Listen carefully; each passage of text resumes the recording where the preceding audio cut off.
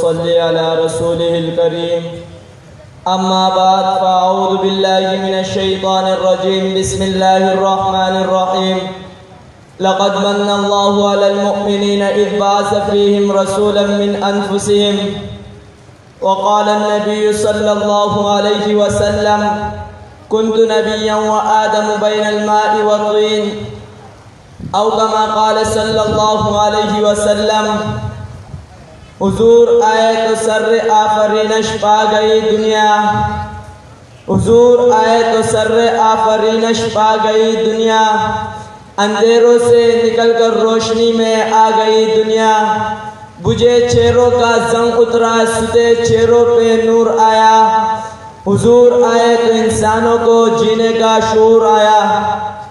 محترم صدر جلسہ اور معزز سامعین السلام علیکم ورحمۃ اللہ وبرکاتہ۔ آج میری تقریر کا موضوع حضور صلی اللہ علیہ وسلم کی آمد میمون و محمود و مسعود و مبروک سے معنون ہے۔ سامعین گرامی، تاریخ کے اوراق پلٹیے اور دیکھیے اس دنیا میں حضور صلی اللہ علیہ وسلم کی آمد سے قبل کیا تھا۔ ظلم ہی ظلم تھا، کفر اور شرک کا راج تھا، ہر طرف ویرانی ہی ویرانی تھی، حکومت شیطانی تھی، قتل و غارت گیری کا بصیرہ تھا، بچیوں کو زندہ درگور کر دیا جانا معیوب نہ تھی، عورت حیوانوں کسی زندگی بسر کرنے پر مجبور تھی، ہر ایک کا الگ الگ خدا تھا، جس کی لاٹھی اس کی بھینس کا قانون نافذ تھا۔ الغرض انسانیت تباہی اور بربادی کے آخری دہانے پر پہنچ چکی تھی۔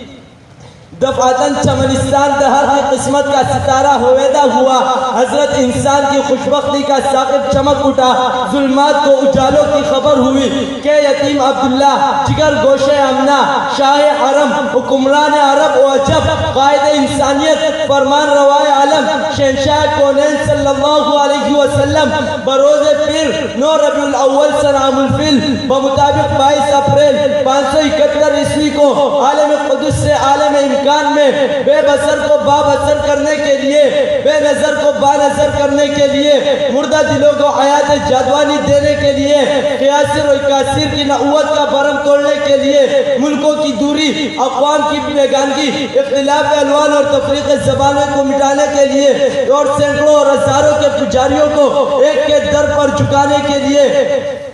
اور سب کی زبانوں پر ایک ہی کلمہ لا الہ الا اللہ محمد رسول اللہ جاری کرنے کے لیے قافلے نبوت کے آخری مقتدا اور قصر نبوت کے آخری ستون بن کر تشریف لے آئے۔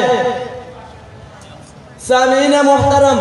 آئے میں آپ کو حروف تہجی کی زبانی میں میرے آقا نور مجسم فخر دو عالم صلی اللہ علیہ وسلم کی آمد محمود و مسعود کا ایک نرالی شان سناؤں۔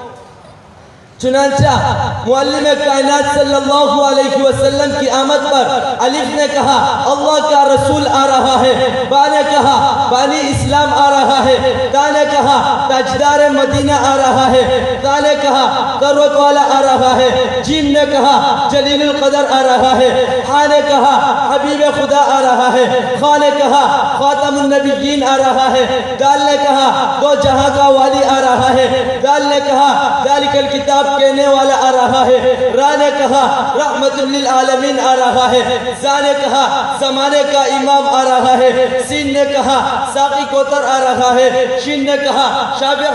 محشر آ رہا ہے، صاد نے کہا صادق و امین آ رہا ہے، زاد نے کہا ضعیفوں کا موا آ رہا ہے، طا نے کہا طاہر و مطہر آ رہا ہے، ضا نے کہا ظلم کا مٹانے والا آ رہا ہے، عین نے کہا عرب کا تاجدار آ رہا ہے، غین نے کہا غریبوں کا ماوا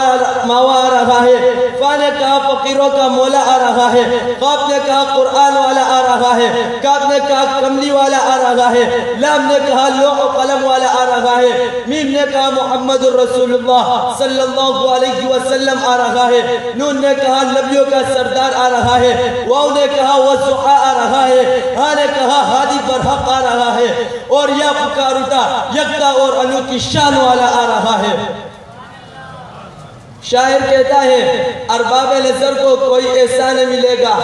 ارباب نظر کو کوئی ایسا نہ ملے گا، بندے تو مل جائیں گے، مولا نہ ملے گا۔ تاریخ اگر ڈھونڈے گی ثانی محمد، ثانی تو بڑی چیز ہے، سایہ نہ ملے گا۔ وما علینا الا البلاغ المبین۔